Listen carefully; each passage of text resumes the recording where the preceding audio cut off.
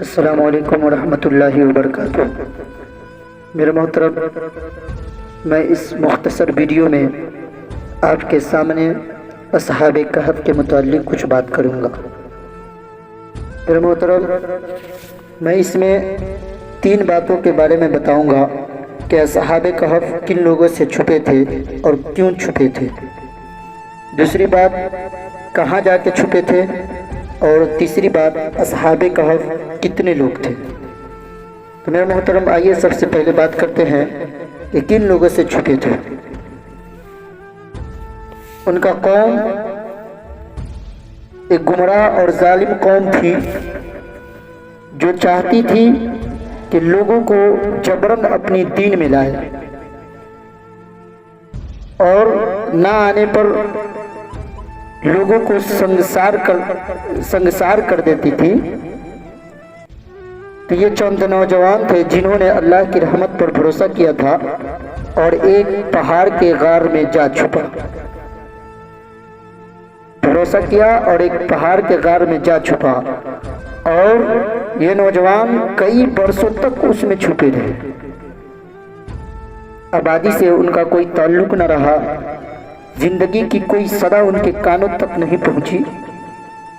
پھر جب وہ اٹھے، ظاہر ہوئے، جب وہ غار میں اٹھے تو وہ لوگ اندازہ نہ لگا سکے کہ وہ کتنے عرصے تک یہاں رہے۔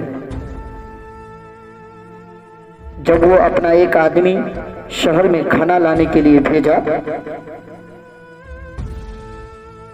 تو یہ خبر پھیل گئی، لوگوں کو معلوم ہو گئی، جبکہ وہ لوگ چاہتے تھے کہ یہ خبر کہیں نہ پھیلے، اور وہ کوشش کی کہ کسی کو یہ خبر نہ ہو۔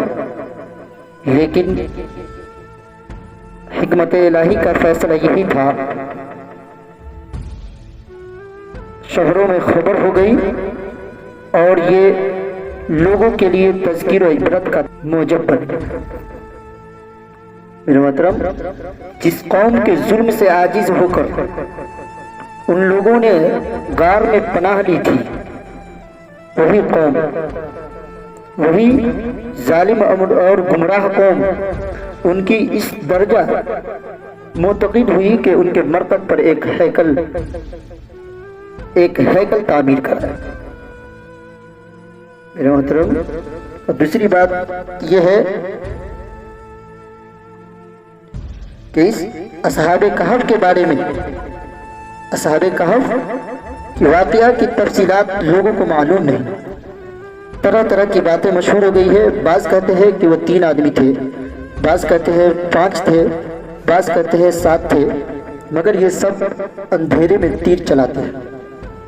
حقیقت حال اللہ ہی کو معلوم ہے، اور غور کرنے کی بات یہ ہے، غور کرنے کی بات یہ نہیں ہے کہ وہ کتنے آدمی تھے، 3 تھے، 4 تھے، 5 تھے، 6 تھے، 7 تھے، کتنے آدمی تھے، یہ غور کرنے کی بات نہیں ہے، بلکہ غور کرنے کی بات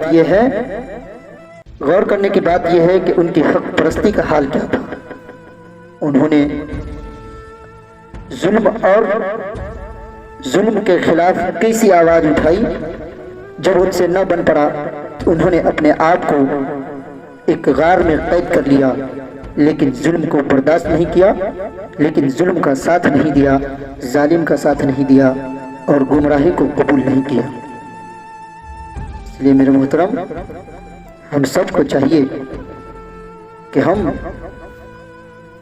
اگر ہمیں طاقت ہے ظلم کو روکنے کی تو ہم روکیں، اگر طاقت نہیں ہے تو ہم ظلم کو قبول بھی نہ کریں۔ اللہ تعالیٰ ہم سب کو ہمت و حوصلہ عطا فرمائے۔